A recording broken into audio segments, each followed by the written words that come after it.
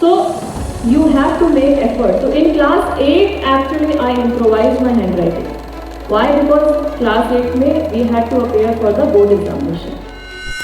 So this kind of a rapport which we have with our mentors, with our teachers, even not only in school but also in the colleges, in the higher education. I did my LLB, I did my LLM. So at every stage I would remember at least few of them, if not all. So that is also very, very important. And now whenever we are talking about digital, AI is definitely coming into the picture.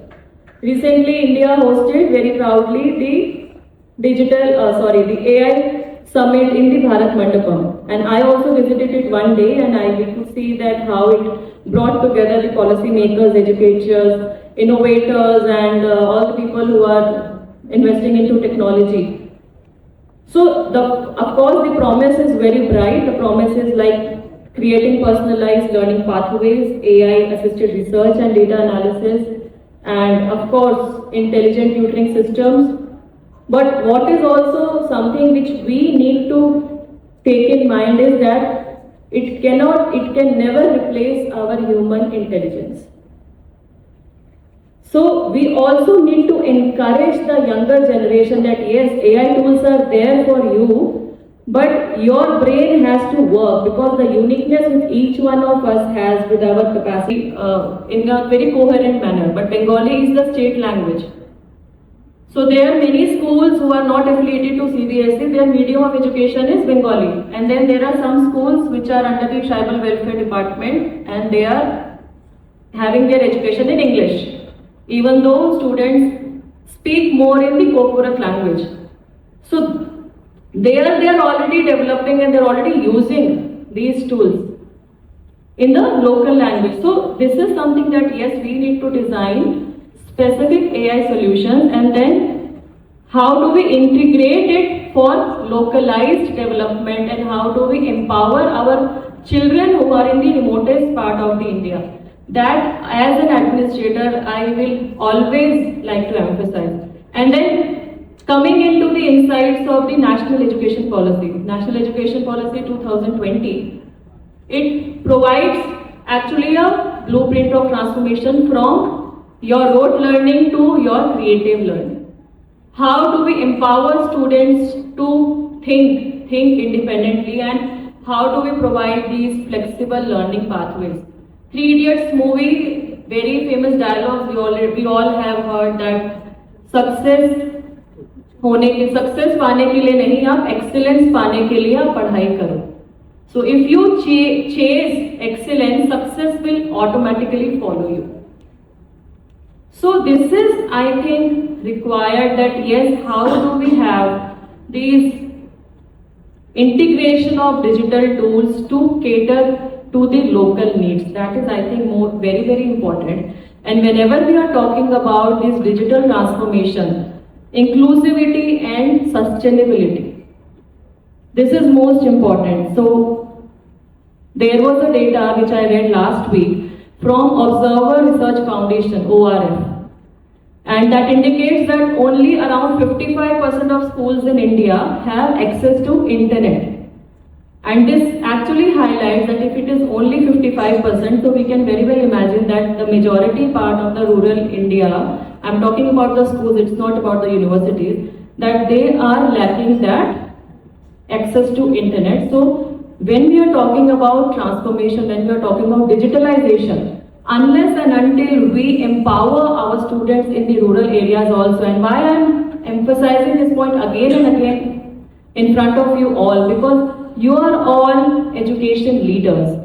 You're all working in that ecosystem. So while we are planning, why can't we plan more such initiatives in remote areas of Rajasthan, in Chhattisgarh, in Jharkhand, in Odisha, and now all state governments, they are very they're very supportive, because every government now is understanding this point that yes, they have to invest in human resource. So digital automatically will not mean inclusive. We have to make content accessible along languages. We have to design user-friendly platforms, and we actually also need to emphasize on supporting students from diverse socio-economic backgrounds. So how do we rationalize the education sector? That is also one important aspect we have to think about. Because when we talk about access to opportunities, this access to opportunities will only come when we have that kind of a rationalization.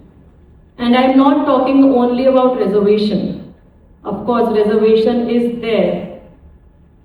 All universities, like in DU also you have that percentage. The people from India, they are leading into this data, these statistics. So how do we have these linkages built in the campus itself? That yes, we give them practical exposure, we give them stronger industry academia linkages, we give them incubation centers, we give them startup ecosystems, and we give skill-based modular courses. That is also very, very important, because not everybody should be asking for a job. And there are numerous success stories in past 8 to 10 years. The way this is being booming up, it actually makes all of us proud. So this is all very, very important, that yes, how do we have this inclusivity built into what? Haryana also, I'm not saying only Tripura or only that they want to go to a good university, but because they are living in that village from where they do not have a proper bus facility, or even if they have a bus facility, the classes would be finishing off late, and then because of the incidents of eve teasing, because of the incidents of different crime against women, parents are not encouraged to send their girl children to school, to the universities. This is a practical scenario in India. Not everywhere, but yes, it is there. So how do we have all these things? How do we have, maybe we can have some scheme that yes, if a girl child is coming, if a girl student is willing to come, we will support her through this, through that. Government has definitely various schemes. In schools also there is like provision in school education, provision of providing bicycles for a few kilometers ride if a child is staying in that particular area. But definitely we need private sector, we need private universities, private schools, and more so because लड़कियों की जो number अब UPSC civil services में आ रहे हैं, ये लगभग 33-34% हैं पिछले 4-5 साल से। जब मैंने ये एग्जाम क्लियर किया था तो ये परसेंटेज 18 से 19% थी, 2008 की बात।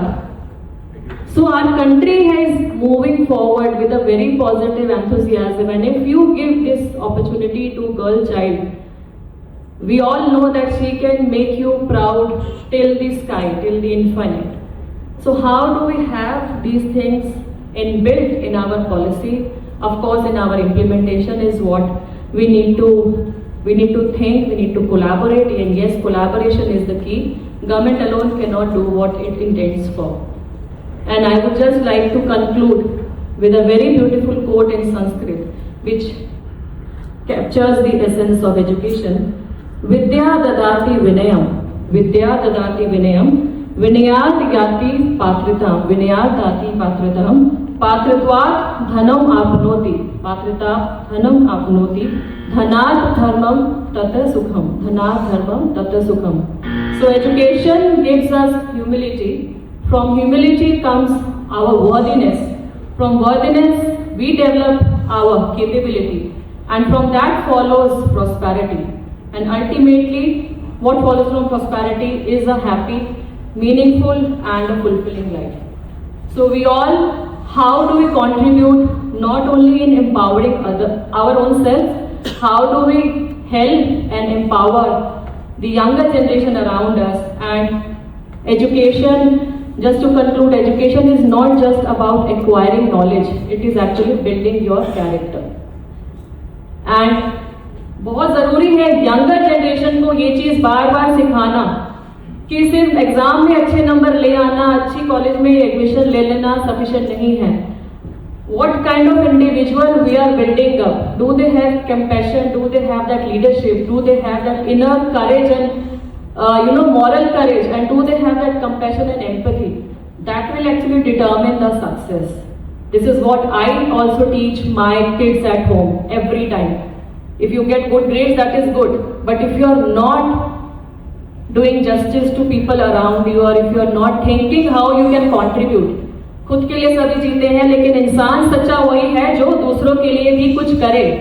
आप सब दूसरों के लिए बहुत अच्छा कर रहे हैं, हम सब मिलके देश के लिए, उन्नति के लिए क्या और योगदान कर सकते हैं? How do we have these transformations, not only in digital education but all forms of education which we are talking about, and how do we contribute towards making this country a great country? How do we realize this aim and ambition of Viksit Bharat 2047. Let us all collaborate, and thank you so much for giving me this opportunity, and my best wishes to all the people who are getting felicitated here today, and congratulations to Dr. Batra, to his team for organizing such meaningful conclaves, such meaningful, insightful discussions. Thank you so much. May we all stay healthy, happy. Jai Hind, Jai Bharat.